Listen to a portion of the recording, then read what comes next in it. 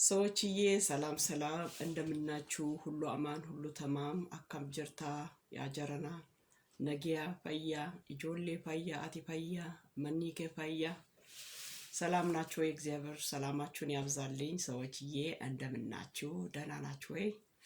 ዛሬ ይኸውላችሁ ሙቪ ሄዳለሁ ብዬ እኔ የሙቪ ነገር አይወራ እኔ እንጃ ሙቪ ኦ ማይ ጉድነስ እና ተዘጋጅቼ ከቤት ልወጣ ስል ጓደኛዬ ደውላ ሀንቾ ባክሽን ያው የሳውዝ አፍሪካ ቋንቋ ቢያንስ ሚኒመም 4 ይችላልውና ዙሉ ቤዲ አፍሪካን ሳምቲንግ እና የዙሉ ቋንቋ ለምን ሾፕ ስላለን ከስተምሮቻችን በሚያውቁት ቋንቋ ነው የምናስተናግዳቸውና ደግሞ በእነሱ ቋንቋ ስታወሯቸው ደስ ይላቸዋል። ገባችሁ?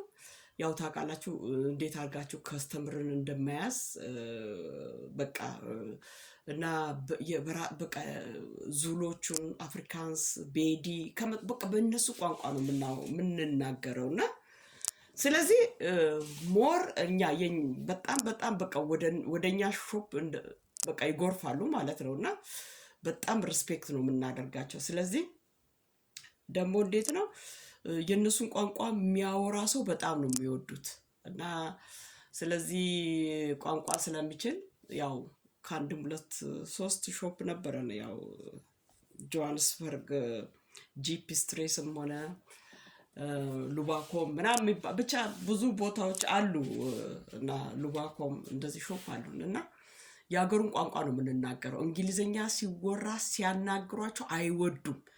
ቋንቋውን እየቻሉ በእንግሊዘኛ ስታናግሯቸው ይናደዳሉ። ታምር እኮ ነው እና ስለዚህ የግዴታ ወይ ቤዲ ዙሉ አፍሪካንስ እንደዚህ የነሱን ቋንቋ ነው መናገር ያለባቸውና ሳንወድ በግድ እኮ ነው ቋንቋን የተማርነውና ስለዚህ ቋንቋ ማወቄ ጠቀመኝ እና ዛሬ እንዳጋጣሚ ያው ወደ ሙቪ ለመሄድ ስዘጋጅ ጓደኛዬ ደውላ ሀንቾ ባክሽን የዙሉ ቋንቋ አስተርጓሚ አለችኝ። እኔ የአስተርጓሚነት ስራ አልወድም። ለምን የናንተ አላፊያችሁ እናንተን ሃየር ያደረጉ የናንተ አላፊዎች አራምባ ነው ያላችሁ አራምባ ነው የሚኖሩት። እናንተ ቆቦ በቃ በመንፈስ በቃ የወንድ ድምጽ ትሰማላችሁ ኤኬሌት ነሽ ምናምን እነሱን አምላችሁ ሶሻል ነምበራችሁ ምናምናችሁን ትሰጣላችሁ። ከዛም በኋላ ቀጥረንሻል ይላሉ። ከዛም በኋላ እንዴት ነው እንዲህ አይነት ቦታ ሂጂ ይላሉ። ዳይሬክሽኑን ይሰጣሉ። ትሄዳላችሁ፣ ስራውን ትሰራላችሁ። 2 አወርም ወርኤቨር 3 አወርም ሆነ በት ለመጀመሪያ ጊዜ ዳይሬክት ዲፖዚት ፎርም ምናምን ትልካላችሁ ይላክላችኋል ለአንድ ወር ለ3 ወር። ከዛ ባሻገር ገንዘብ አታገኙ እና በእንዲህ አይነት መልክ የሚሰቃዩት ልጆች ብዙ አሉ የኔ ጓደኞች እና በቃ ታክስ አያሰሩም ቢኮዝ ኦን ታይም ገንዘባቸውን አይልኩላቸውም። ሲፈልጉ ብቻ ነው የሚደውሉት። ከዛ ባሻገር አሰርቶ ገንዘብ ስለማይሰጡ ልጆቹ እንደዚህ ምስቅልቅል ላይፋቸው አልፎ ተርፎ በመንግስት እርዳታ ላይ ነው የወደቁትና በእነሱ ስለማይ እኔ አልወድም እግዚአብሔርን። እና የእናንተ አላፊዎች የት ናቸው ያሉት? ቶሮንቶ ይላሉ፣ ኦንታሪዮ፣ ቫንኮቨር ይላሉ እና በመንፈስ በቃ ገባችሁ?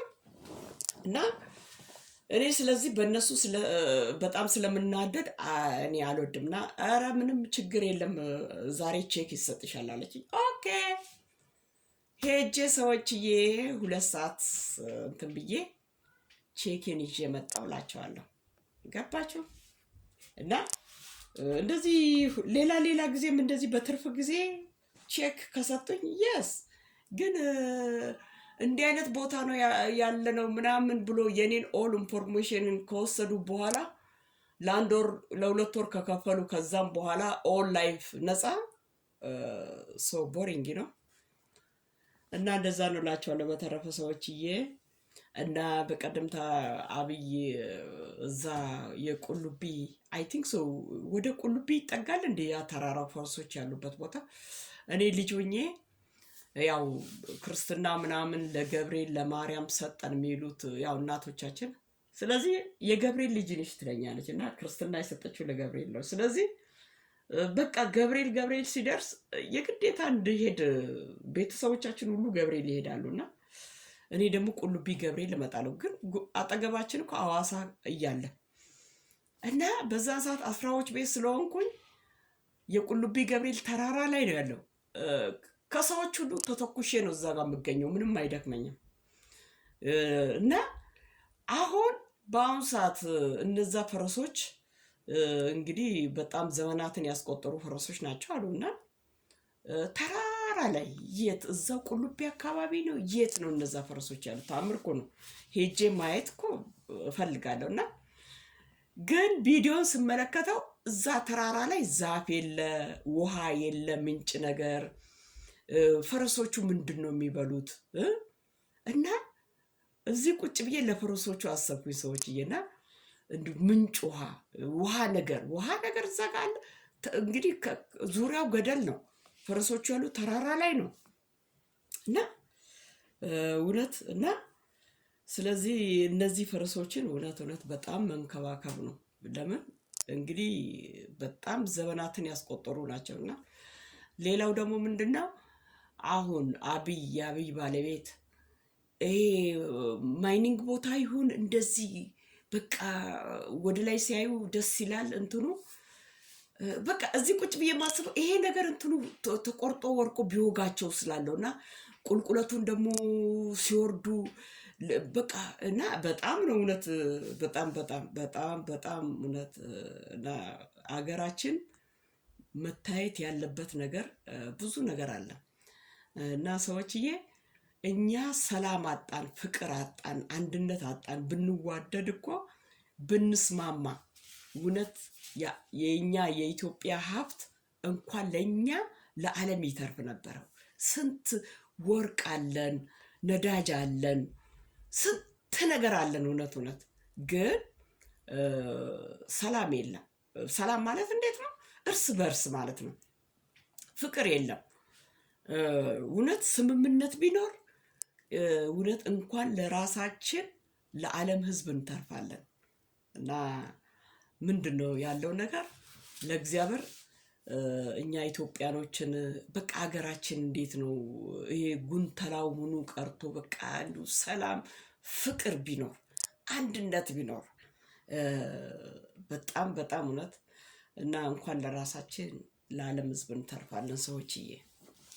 እና ኢማጂን እንግዲህ የሽላቦ ነዳጅ ከሻኪሶ ወርቅ አለን።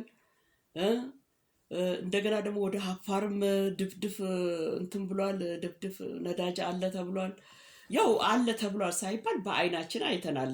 ገንፍሎ እንደዛ ሲፈስና እውነት ተዝቆ ማያልቅ ሀብት እኮ ነው ያለው። እኛም እንዲህ ሰው ሀገር ሆነን በበረዶ ሰዓት በረዶ በምን ሰዓት እንደዚህ አንሰቃይም። በሀገራችን ላይ ሄደን በተማርነው ትምህርት ቅድሚያ ለትውልድ ይባላል፣ ቅድሚያ ለኢትዮጵያ ይባላል። እና እውነት ሄደን ሁላችን በየችሎታችን እንትን እንል ነበር እና ሁላችንም የተማረው ምን እንደተማራችሁ በትምህርታችሁ ደረጃ የተማራችሁትን ትምህርት ነርሲንግ ከሆነ በነርሲንግ፣ ዶክተር ከሆነ በዶክተር፣ አስተማሪ ከሆነ ይሄንን ውጭ ሀገር የሸመትነውን እውቀታችን በሀገራችን ላይ ብናፈስ ሀገራችን እንዴት ትለወጥ ነበር። እውነት እኔ ቁጭ ብዬ አሁን ሰሞኑ ደግሞ እንዲህ አይነት ነገር ነው የማስበው። መድኃኒዓለም በቃ እንዲህ ሁላችንም እንደ ችሎታችን እንደ ኤክስፒሪየንሳችን እውነት ሀገራችን ላይ ገብተን ብንኖር ብንሰራ ችሎታችን እውቀታችን እዛው ለሀገራችን ብናደርግ እላለሁ። ገባችሁ? ቢኮዝ አገራችን ተዝቆ ማያልቅ ሀብት ያላየ ነው ያልሰማ ነው። አሁን የነዚህ የፈረሶች ጉዳይ ለእኔ አጃይብ ነው የሆነብኝ። እግዚአብሔር ፈርስት ታይም በቀጥታ አብይ ሄዶ ሲያሳይ እውነት ገረመኝ። እና ኤንዌይስ እግዚአብሔር እውነት ፍቅር ይስጠን፣ ሰላም ይስጠን፣ አንድነት ይስጠን፣ ያዋደን።